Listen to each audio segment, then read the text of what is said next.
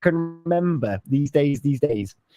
Yeah, absolutely. Yeah. And sometimes we're going to look back on good days and bad days, and we're going to use that to move forward in our lives.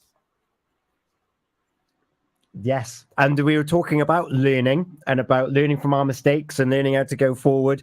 So it's good to in fact we're going to touch on music before 11 o'clock as well. But before that, Owain was saying thank you to Carl and Hayley. Greg's been with us all evening as well, enjoying the show. Thank you so much for your contributions. First and foremost, you've made the show more interactive than if you weren't there. So thank you for joining us. It is late. It's a Thursday evening. It's a school night. But it's been great to have your point of view. Some of them we're going to come back if we've got time and just kind of put a bit of context on them as well. But first, this emotional well-being continuum, we've been mentioning it throughout the evening, and we started off the show looking at the well sector and the unwell sector. So very quickly, just paraphrase the well and the unwell, Hayley, and then we'll pick apart the middle as well. Yeah, because I think it's about understanding that our health and our mental health are on a continuum. So you can have like an ache in your leg, which gets worse, and then it gets better. And this is really similar, is that we slide up and down this continuum depending on what's going on in our lives. So when we're well, life is good, we're high functioning, we're enjoying life, we're engaged in life. When we're unwell, we're disengaged from life, from family, from work. We're not functioning as well. We don't have a great quality of life. Maybe we're not sleeping as well. Maybe we're sleeping too much. Maybe we're not eating, or we're eating too much. There can be extremes. But it really is. There's a big decline when you're unwell, and it isn't always obvious. It may sound like it's obvious, but it isn't always obvious if somebody is unwell, or even to yourself that you're unwell.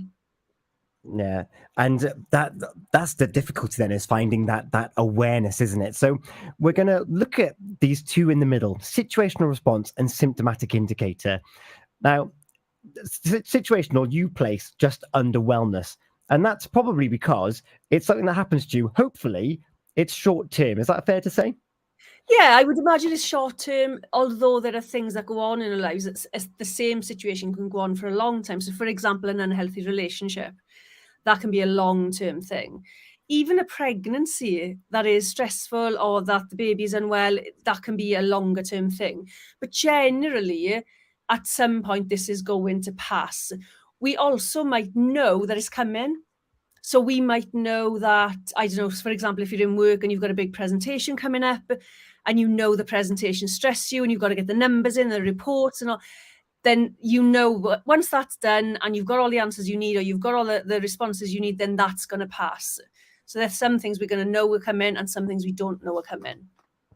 Yeah, that's really good actually, and you can manage them on a week by week basis. You can manage that. Oh, I know I've got the reports to do on end of month, end of financial year. You know they're coming, so you can manage those other aspects of your life to look at them. It's when there's probably lots of situational responses that happen like in a very short period of time. And I remember doing there's a thing called a stress bucket test, and you go through tick box of all the things like different stresses. And I remember going through this tick box, and to cut a long story short, basically work, relationship and house had all fallen through in the space of like 3 weeks. So my bucket was well and truly overflowing at that point, because all those situational things happened in a very short period of time. And in the end, my car got broken into, and I was like, I'm leaving. And it took a good number of months to get back to where, well, even close to where I was before. But all of those things happened in that short period of time, caused an issue in my life, because it was all those situational things together. I couldn't manage, and I couldn't monitor all those different things. So be aware of that. You can manage situational response, but if there's too many, then that's when you need to start looking at, what can I drop? What can I let go of? Do I have control of that? Yeah. And then symptomatic indicator, then Hayley, this is more towards the unwell spectrum. What is this? What is this gearing us towards? This is about if you have been through things in your life and they've passed, but the negative impact emotionally is still there longer term, and it doesn't seem to be shifting. There's more symptoms of being unwell. So there's more indicators that potentially we're heading towards being unwell. we are finding that life is a little bit more difficult. Maybe we're finding it harder to get up in the morning. Maybe we're finding it harder to go to work. Maybe we're taking more sick days. But we are struggling more with life in general, and sometimes we're aware of it, sometimes we're not.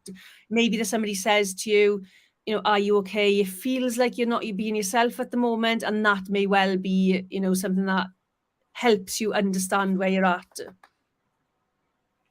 I like that. So it's something that's a bit more than, it's lingering longer than you would like it to do. Maybe it developed from a situational response, like a trauma response, and it's still there present longer, and it's having an impact on your daily life. And your mentioned earlier about that momentum, your normal routine is now being disrupted, even though there's nothing situational happening. Is that paraphrasing? Is that close enough? Yeah, a good one. And if your relationships are being impacted longer term, and you're irritable with people, and if it's having an impact on your life long term, and the situation's long gone, then it's time to reach out. And what you'll see on the continuum at the bottom there is it gives you hints and tips on how to look after yourself in each stage, because we've got a habit of not looking after ourselves until we're at crisis point and we're unwell.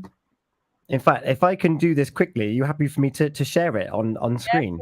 Because I think there's a way that I can do this whilst also talking to you. And you mentioned there about things that linger too long. We just talked about that. Why can't I? Right. And what's interesting is that Greg, I hope you don't mind, I'm going to use you as an example again. But he mentioned earlier that there are some people, there are certain types of people, and but we're adults. And Greg's talked a lot about choice. And there's that we've all got choice to do certain things. And as you said, yes, we do to a certain extent, if we have those resources to do it. But some of us may have had trauma as a child, and we don't yet know that we have that power and that choice. And that's why we have this show. That's why Mind exists. That's why Bipolar UK exists. It's to give those people the option to develop their own tools. Is that a fair analysis to say about people that, yes, we're all adults, but a lot of us are children in adults' clothing? Yeah, absolutely. And I think if you haven't learned the skill of making choices, and again, if you've been disempowered by childhood abuse or bullying or neglect, choice isn't something that is easy to make. I'm not saying it's not possible. Choice, I'm very much about self-knowledge as a superpower. That's my motto. The more you understand about yourself, the easier choice becomes. But for some people, at some stages in their life, choice is not something they can make yet. And we have to learn the skill of being able to make choices. I like that. We need to learn that skill. Right. I think I found it. There it is. So it's a bit small on the screen, but you can have a look. Owen's grateful for that, because Owen was saying that the stress often makes him feel unwell. And Greg's saying knowledge is key in this as well. So well said. Knowledge is another key. Now, another thing which people can rely on, and this is kind of completely off topic, but it's something that I've been talking about on the breakfast show this morning. I had Mark Jones, a rapper, talking about mental health. He's teamed up with Mind to put this song together. And yesterday we were talking to Silky and Liz Cooper from the British Academy of Sound Therapy. And as we're coming towards the end of the show, I'm playing Drift in the background. I hope that Facebook, because we're live on social media platforms, don't silence us for this. But they were talking about we talked about relaxation, about lullabies, and about the power of music to try and help us stay in control of our thoughts and our feelings. And Hayley, what's your experience of using sound and music to help with relaxation? You mentioned meditation wasn't for you when you first were on the journey. So noises like this would probably make you think, nah, it's not for me. No, I like music. But what tends to happen when you're unwell is that you can't always listen to music or sound. So when I was unwell, I couldn't listen to the kids shouting. I couldn't listen to dogs lapping water, and I used to turn music off. But now music is so powerful for our bodies, because it makes you move. It connects you with emotions. It connects you with memories from the past. It's really powerful. It is. And this lullaby, produced by Silky, you can hear pulsing there. It's to replicate heartbeats at 50 beats per minute. Lots of soothing and white noise sounds. And this is what's going to send us off, Hayley. Megan Nicole's just joined us. So hello to Megan. She's been on the Facebook. Hayley, it's been a bumper show talking about your emotional well-being continuum, talking to Ceri Ashe about her bipolar and also her show. She's coming back on the breakfast show tomorrow morning. And it's and we also had Carl coming on talking about stress. And Hayley, thank you so much for your time this evening. We'll have Tammy back next month. We'll have another full show to go through. And if there's anything that you want us to talk about in more detail, then please let us know. We would love to hear from you. And we want to answer your questions. Greg, thank you so much for your time and your input this evening as well. You've given us lots of food for thought. Owain as well, thank you for your time this evening. And to anyone who's tuned in and to anyone that listens back, we'd love to hear from you. And hello, Sophie, who's also listening. That song is helping me. You can find that. It's Drift. It's on all your social media platforms. Hayley, it's been another Healthy Minds, Better Lives. Thank you so much. Should we do it again next month? Yeah, okay. Yeah, okay then. Have a good month, everyone. Have a good month. I'll be back in this very seat tomorrow morning with the breakfast show. I'll be here from 6. We've got the Pembrokeshire Sports Update with Bill Khan just after 7. And we've got Ceri Ashe joining us again just after 9 o'clock to talk about the comedy Bipolar v Bipolar Me, depending if you see it in Welsh and English. Good evening. And have a great night's sleep. Drift is the name of that lullaby. You're looking for Silky and Liz Cooper, and you can have a restful night's sleep. This is Pure West Radio for Pembrokeshire from Pembrokeshire.